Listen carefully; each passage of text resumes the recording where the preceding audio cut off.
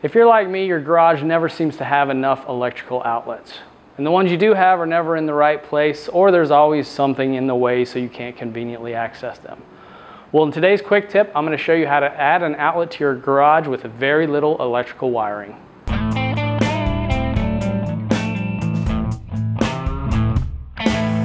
I only have 3 usable outlets in my garage, 1 on each of the walls.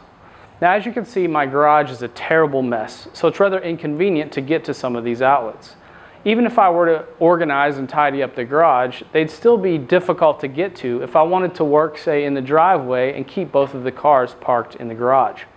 So to solve that problem, today I'm going to show you how to install a retractable extension cord. Now, if your house or garage was built after the advent of the electric garage door opener, chances are you have an outlet in the center of your garage on the ceiling, just like this one. Since the garage door opener only needs 1 outlet, we have a spare outlet in the receptacle that we can use for our retractable extension cord. Now, there's one small catch. Unless your house is up to the 2008 NEC electrical code, chances are you probably don't have what's called a GFCI outlet installed in your ceiling for the garage door opener. This will be necessary once you install a retractable extension cord, because now you're opening up the possibility of a nicked or exposed wire coming into contact with you or maybe someone in your family. And safety is very important, so you have to make sure you install a GFCI. Trust me on this. If you Google garage electrocution, you'll find some very tragic stories. So, safety is key. So I highly recommend hiring an electrician to install a GFCI outlet. But it always pays to have knowledge about a project, so let me show you how it's done. First thing we want to do is check to see if this outlet is already GFCI protected. It's possible that this outlet is already connected to a GFCI outlet, or that's connected to a circuit breaker that is a GFCI protected circuit breaker. So if you don't already have one, you can pick up, I think for about 10 bucks, a GFCI tester. We can plug it in here.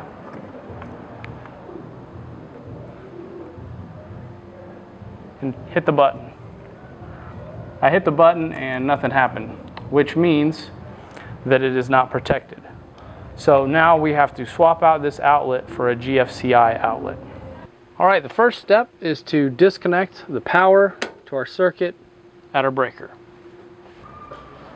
All right, we start by removing the outlet plate, and since my outlet is right above the garage opener, I have to use one of these right angle screwdrivers, which makes things go much more slowly.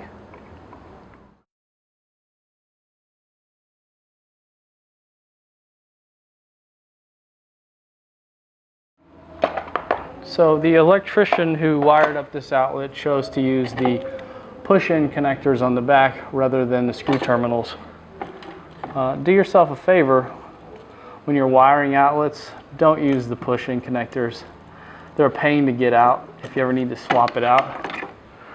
I don't feel like messing with it, so I'm just going to cut the wires off and restrip them because I've got plenty of slack. Okay, one thing you'll notice, I've got 2 sets of wires, which means that this circuit continues to another outlet. I have an option when installing ground fault. I can remove this yellow sticker, and anything that's connected here will also be ground fault circuit interrupt protected. Now, I actually know that where these wires go, they go to another outlet upstairs that is a GFCI outlet, so I don't need to use the terminals underneath the yellow wire. This particular outlet allows me to put 2 wires in each terminal block, so I get my supply wire and then the wire that continues to the other outlet. Okay, I just put the 2 white neutral wires on the terminal that is designated for neutral.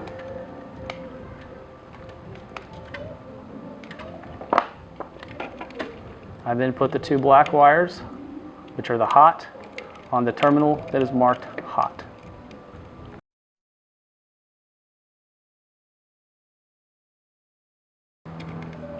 And then I connect back the ground to the ground screw on top.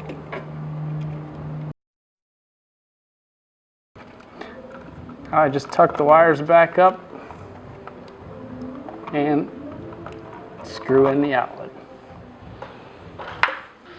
And now that we're done with the wiring, we can turn our circuit back on.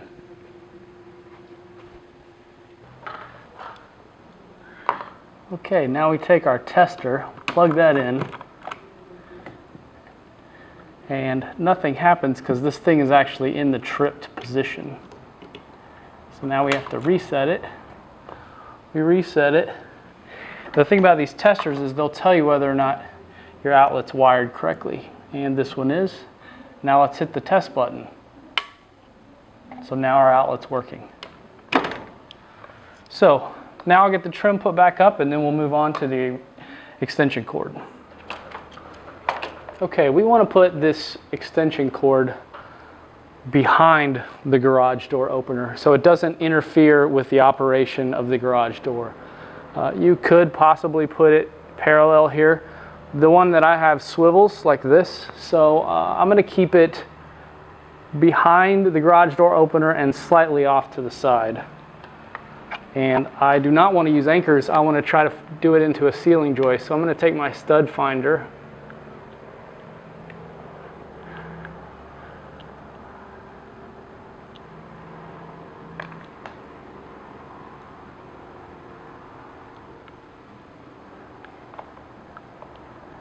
That's where my stud is. And I already measured the holes on the mounting bracket and they are 3 9/16 apart. So I'm going to mark 2 spots and then drill a hole, a pilot hole, so I can put 3/8" lag bolts to install this.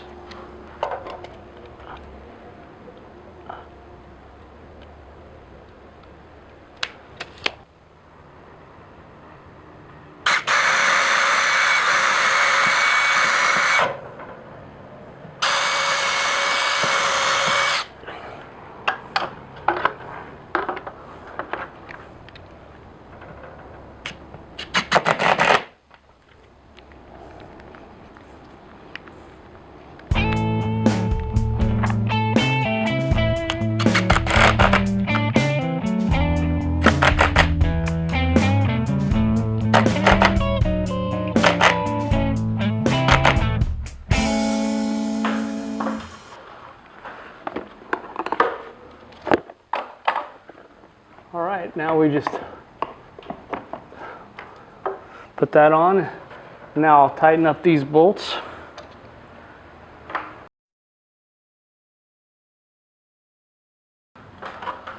All right, now we're ready to plug this thing in. Let's start by plugging back in our garage door opener. Now we've got a little extra slack here, so I'll go the long way. Be sure to keep it out of the way of your garage door opener track, which that's not going to work.